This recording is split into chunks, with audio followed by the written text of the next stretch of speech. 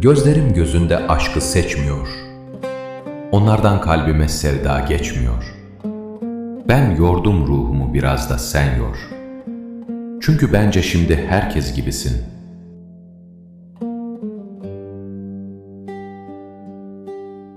Yolunu beklerken daha dün gece, kaçıyorum bugün senden gizlice.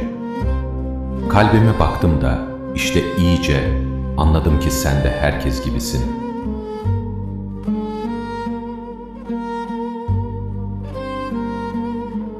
Büsbütün unuttum seni eminim. Maziye karıştı şimdi yeminim.